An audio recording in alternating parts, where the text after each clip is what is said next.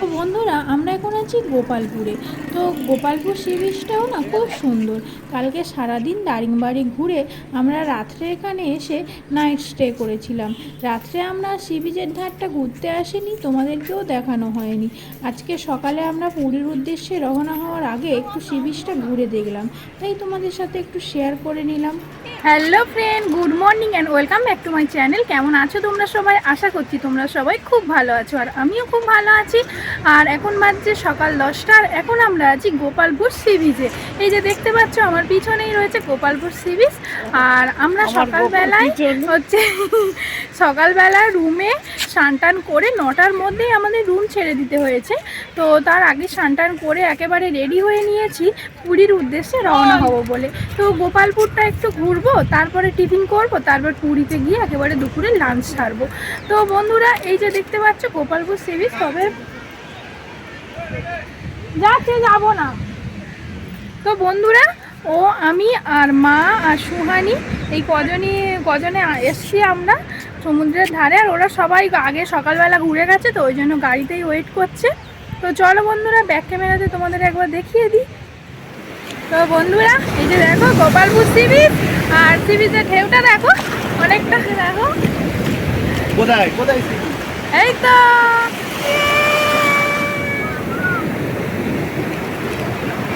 দারুণ লাগছে বন্ধুরা গোপালপুর।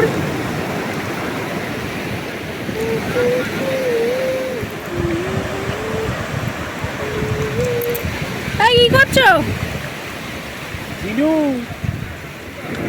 বেঁচে আছে এই যে দেখো বন্ধুরা ঝিনুক লাইভ বেঁচে আছে, জীবন আছে, প্রাণ আছে এর মধ্যে, ফেলে দিও। সুহানি হাত ধরে হাতে ছবি তুলে নিতে।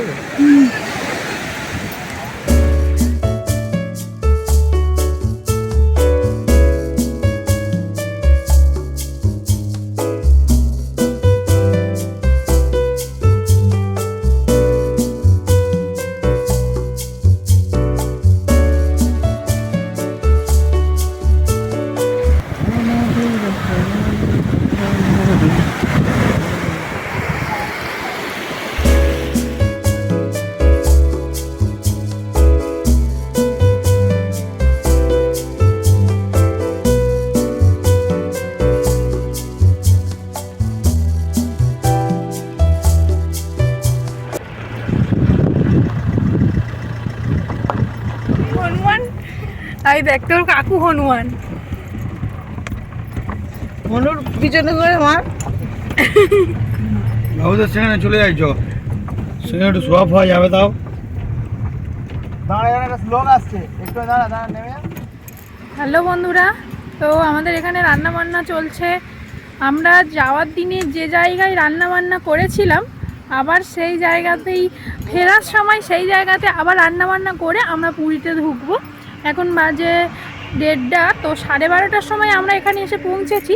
তো তারপরে রান্নাবান্না শুরু হয়ে গেছে। আজকে হচ্ছে শনিবার, আর আমরা গিয়েই যেহেতু জগন্নাথ দেবের মন্দিরে পুজো দেবো, ওই জন্য আমাদের সব নিরামিষ খাওয়া দাওয়া হবে।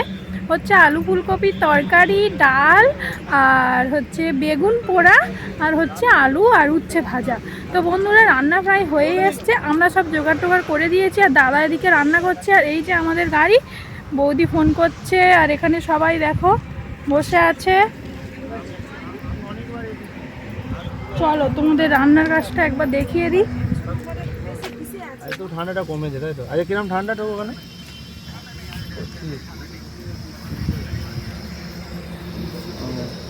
ঠিক আছে ঠিক আছে। সোয়ানি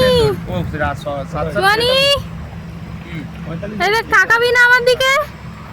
ঠিক আছে, তাকাবি না তো? তাকিয়েছিস? তাহলে তোর সি বিচের ধারে ফটো তুলে দেবো না। তাকিয়েছিস?